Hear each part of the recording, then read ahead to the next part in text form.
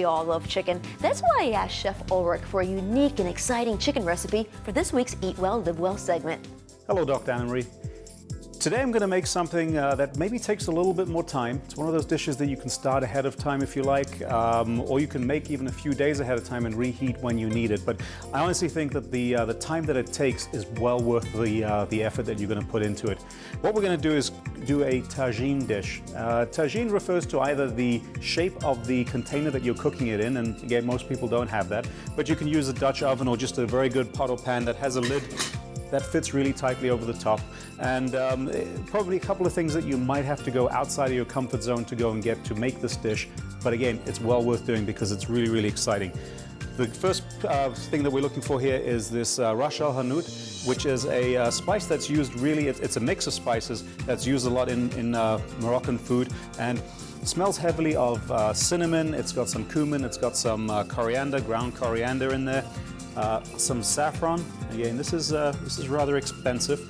These are the stamen from the crocus flower, and they harvest three of these from every single flower, and it's actually done by hand still. So there is a little bit of a cost involved in this, but again, well worth doing. And then the last ingredient is harissa paste. And harissa paste is garlic, chilies, and it's basically ground down into a paste.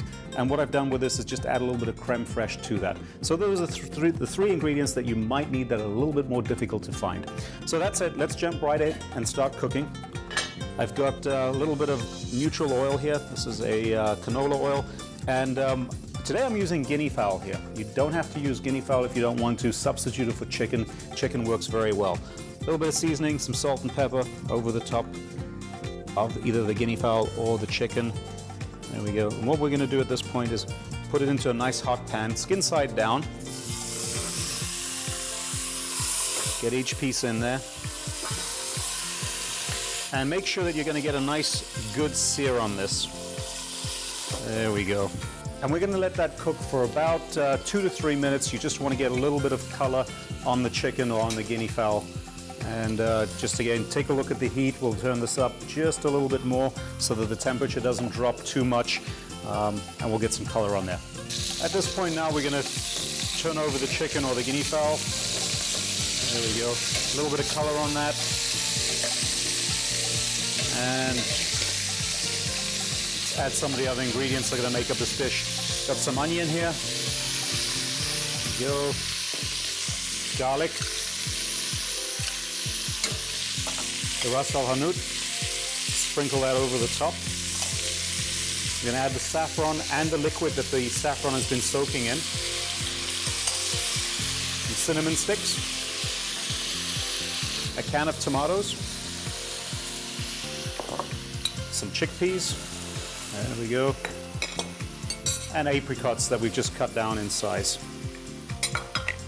There you go. At this point now, give it a good stir. Let all the ingredients marry together. And what we're going to do now is put a lid on this and forget about it for the next 45 minutes. Just leaving it on the top of the stove.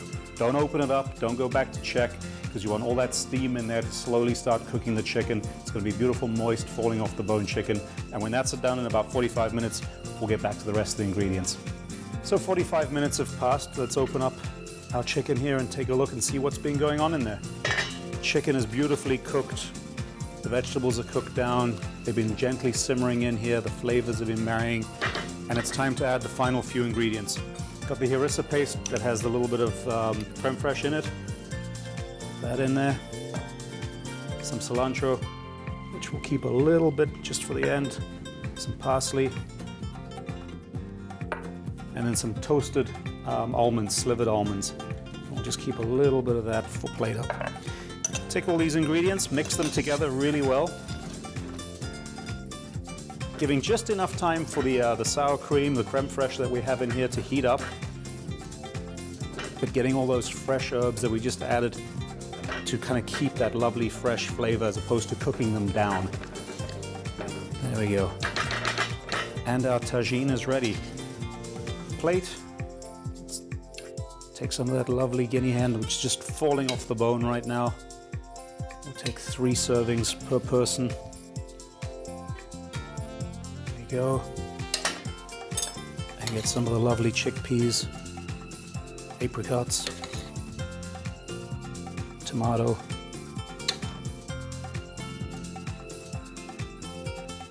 and lavish that over the top.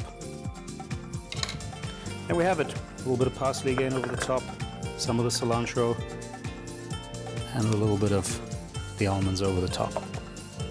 Make this ahead of time if you like. Have this ready, maybe make this on the weekend when you do have some time. Reheat it during the week again. It just gets better and better as it sits in the fridge. It's going to pick up more and more of the flavor. And again, should last about 4 to 5 days in the fridge so that you can warm it up during the week. Well worth the effort, well worth the time. You're going to love this dish, I guarantee it. If you missed jotting this recipe down, or if you want to see it again, log on to our show's website, yourlifetv.com. Click the Eat Well, Live Well button, and you'll find all the chef's recipes from this season.